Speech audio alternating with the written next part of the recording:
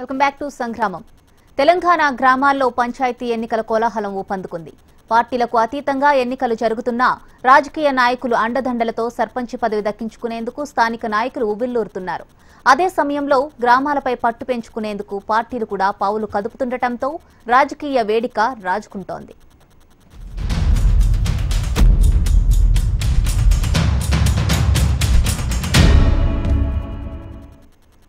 పంచాయతీ ఎన్నికల హడావిడి మొదలైంది. గ్రామాల్లో రాజకీయం వేడెక్కింది.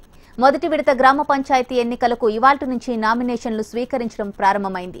నామినేషన్ల దాఖలుకు చివరి తేదీ 9వ తేదీ కావడంతో నామినేషన్ల పర్వం ఊపందుకుంది. అభ్యర్థులు తమ తమ అనుచరులతో కలిసి ఊరేగింపుగా వెళుతూ నామినేషన్లను దాఖలు చేశారు. ఈ నెల 10వ తేదీన నామినేషన్లు స్కూటీని చేస్తారు. 13వ తేదీ వరకు నామినేషన్ల ఉపసంహరణ, అదే రోజు మధ్యాహ్నం 3 గంటలకు పోటీలో ఉన్న అభ్యర్థుల ప్రకటన చేస్తారు. 21న ఉదయం 7 గంటల నుంచి 1 గంట వరకు పోలింగ్ జరిపి అదే రోజు మధ్యాహ్నం 2 గంటల నుండి ఫలితాలు ప్రకటిస్తారు. ఎన్నికల సంఘం పల్లె సంహారానికి నగారా మోగించింది. పల్లెల్లో ఎన్నికల సందడి మొదలైంది.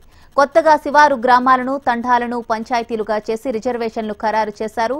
అయితే ఆ 19 గ్రామాలు మాత్రం ఎన్నికలకు దూరంగా ఉన్నాయి. అందరూ పల్లె సంహారానికి కసరత్తు చేస్తుంటే ఆ గ్రామాల్లో మాత్రం నిశ్శబ్ద వాతావరణం అలముకుంది. ఇంతకీ ఆ గ్రామాలు ఎందుకు ఎన్నికలకు దూరంగా ఉన్నాయి? ఆ గ్రామస్తులు ఏం కోరుకుంటున్నారు? నిజామాబాద్ జిల్లాలోని ఎన్నికల సందడి లేని ఆ పల్లెలపై ప్రత్యేక కథనం. పంచాయతీ ఎన్నికలకు ఉమ్మడి నిజామాబాద్ జిల్లా పల్లెలు సిద్ధమయ్యాయి. రిజర్వేషన్ల ప్రక్రియ పూర్తయింది. నోటిఫికేషన్ విడుదలైంది. 3 విడతల్లో ఎన్నికల నిర్వహణకు ఎన్నికల సంఘం నిర్ణయించడంతో పల్లెల్లో సందడి మొదలైంది.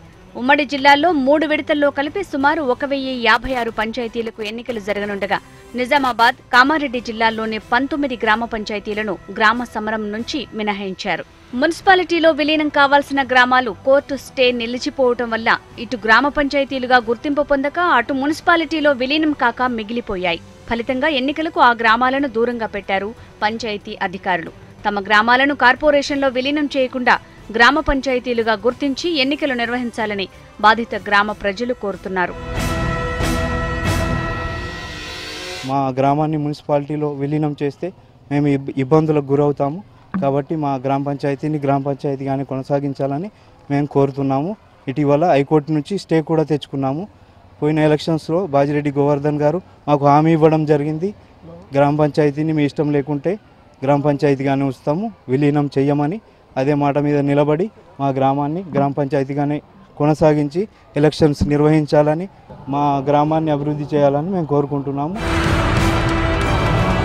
మున్సిపాలిటీ అవసరం లేదు, గ్రామ పంచాయతీ కావాలనుకుంటున్నాము. ఎందుకంటే అభివృద్ధి పనులు అవుతాయి, అన్నీ అవుతాయి. విలేజ్లో అందరూ అనుకుంటున్నాము మేము, అది కంపల్సరీ అది స్టే చేసిరుగా. కాబట్టి దాని విషయంలో మా మున్సిపాలిటీ కాకుండా ఇటు జీపీ కాకుండా ఉన్నది గ్రామ పంచాయతీ కావాలని అనుకుంటున్నాం. నిజామాబాద్ నగరపాలక సంస్థలో విలీనం కావాల్సిన బోర్గాం, గూపన్పల్లి, ఖానాపూర్, కాలూరు, ముబారక్ నగర్, పాంగ్రా, సారంగపూర్, మానిక్ భండార్, బోర్గం గ్రామాలతో పాటు కామారెడ్డి మున్సిపాలిటీలో విలీనం కావాల్సిన దేవునిపల్లి, పాతరాజంపేట, సరంపల్లి, లింగపూర్, రామేశ్వరపల్లి, వడ్లూరు, టెక్రియాల, బోధన్, ఆర్మూర్ మున్సిపాలిటీలో విలీనం కావాల్సిన ఆచన్పల్లి, శ్రీనివాస్ నగర్, కోటార్మూర్లను ఆయా నగరపాలక సంస్థలు మున్సిపాలిటీలో విలీనం చేశారు. విలీనాన్ని నిరసిస్తూ ఆయా గ్రామాలు కోర్టు మెట్లెక్కాయి. విలీన ప్రక్రియపై న్యాయస్థానం స్టే విధించింది. స్టే వీగిపోతే ఎన్నికలు నిర్వహించే అవకాశం ఉంది. పంచాయతీలుగా ఉంటే గ్రామ పంచాయతీ ఎన్నికలు, మున్సిపల్లో కలిస్తే పురపాలక ఎన్నికలు జరిగే అవకాశం ఉంది. అయితే ప్రస్తుతం ఎలాంటి నిర్ణయం తీసుకోకపోవటం వల్ల ఆ 19 గ్రామాల పరిస్థితి రెంటికి చెడ్డ రేవడిలా మారిందని గ్రామస్తులు ఆవేదన చెందుతున్నారు. గ్రామ పంచాయతీలుగా ఉంటేనే అభివృద్ధి జరుగుతుందని విలీన గ్రామాల ప్రజలు భావిస్తున్నారు. ఈ 17 గ్రామాలను విలీనం పేరిట ఎలక్షన్లకు దూరం చేసి మొట్టమొదట గ్రామ పౌరుణ్ణి ఎన్నుకుందామని మొదట ఇంటర్మీడియట్కి వచ్చి ఓటేద్దామని ఆశతో ఉన్న యువతకు ఇది నిరాశగా ఉంది.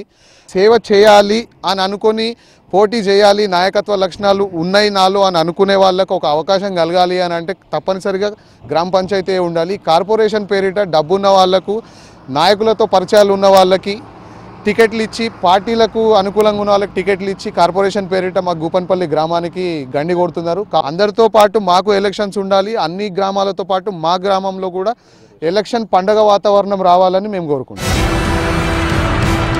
మా ఖానాపూర్ గ్రామాన్ని కార్పొరేషన్ పరిధిలో విలీనం చేసినారు. దీంతోపాటు చుట్టుపక్కల గ్రామాలన్నీ కూడా విలీనం చేశారు. మిగతా గ్రామాల్లో ఎన్నికల సందడి మొదలైంది. మా విలేజ్లో గరీబ్ గాళ్ళు, పేదవారు మరియు అలాగే చాలామంది ఉపాధి హామీ పనులు కార్యక్రమాల్లో ఉండేటోళ్ళు కూడా ఉపాధి కోల్పోతున్నారు. ప్రభుత్వాన్ని ఒకటే కోరుతున్నాము, దీన్ని విలీనం చేయకుండా మా గ్రామ సర్పంచ్ పరిధిలో ఉంచాలని కోరుతున్నాం. అధికారుల నిర్ణయం ఆ గ్రామస్తుల పాలిట శాపంగా మారింది. విలీన గ్రామాల విషయంలో మెజారిటీ ప్రజల అభిప్రాయం మేరకు త్వరగా నిర్ణయం తీసుకోవాల్సిన అవసరం ఎంతైనా ఉంది. ఇటు ఉమ్మడి వరంగల్ జిల్లాలో కూడా సేమ్ సీన్. మహబూబాబాద్ జిల్లా నెల్లికుదురు గ్రామంలో ఎన్నికల సందడే కనిపించట్లేదు. గ్రామ పంచాయతీ ఎన్నికలకు నోటిఫికేషన్ వెలువడటంతో రాష్ట్రంలోని పల్లెలలో ఎన్నికల కోలాహలంతో హడావిడి ఉంటే ఆ పల్లెల్లో మాత్రం నిశ్శబ్దం ఆవరించింది.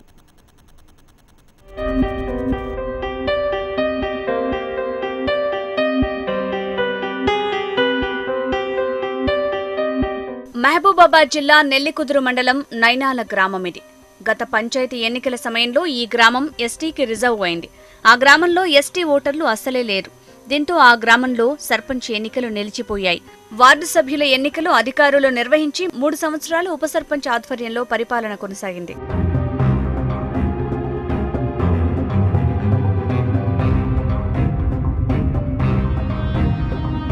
తర్వాత రాష్ట్రంలోని యానాది కులస్తులను ఎస్టీ జాబితాలో చేర్చడంతో గ్రామస్తులంతా తమ గ్రామంలోని యానాది కులానికి చెందిన సాయిలను మార్చి 7, 2017న సర్పంచ్గా ఏకగ్రీవంగా ఎన్నుకున్నారు. గ్రామ పంచాయతీ సర్పంచ్ల పదవీకాలం 2018 జూలైలో ముగిసింది. దీంతో తన పదవీ కాలాన్ని 5 సంవత్సరాలు కొనసాగించాలని కోర్టులో పిటిషన్ వేశారు. కోర్టు కూడా ఆయనకు అనుకూలంగా పదవీ కాలాన్ని పొడిగించింది. తర్వాత ఎన్నికలు నిర్వహించాలని తీర్పునిచ్చింది. దీంతో అధికారులు ఆ గ్రామంలో ఎన్నికలు నిలిపివేశారు.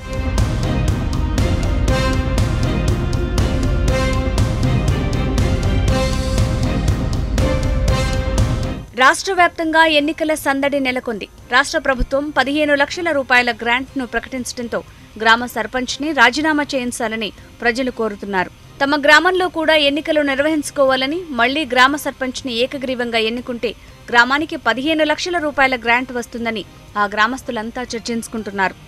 దాని తర్వాత ఈయన ఎన్నుటైన ఆయనకు ఎస్టీ సర్టిఫికేట్ తెచ్చుకోవడం జరిగింది. ఎస్టీ సర్టిఫికేట్ దానివల్ల ఆయనను ఏకగ్రీవంగా ఎన్నుకోవడం జరిగింది. దాని తర్వాత ఇప్పుడు మళ్ళీ వచ్చిన రిజర్వేషన్ల ప్రకారం బీసీ మహిళ అయింది మా ఊరికి. దాని తర్వాతకి ఇప్పుడు ఆయన కోట్ల కేసేయడం వల్ల బ్యాన్ అయింది. దాని ఇప్పుడు నాకు ఆరోగ్యం సహకరిస్తలేదు, నేను చేయలేను అనే పరిస్థితికి వచ్చింది ఊరంతా కూర్చోబెడితే. దాని తర్వాత నేను రాజీనామా చేస్తా అంటుండు.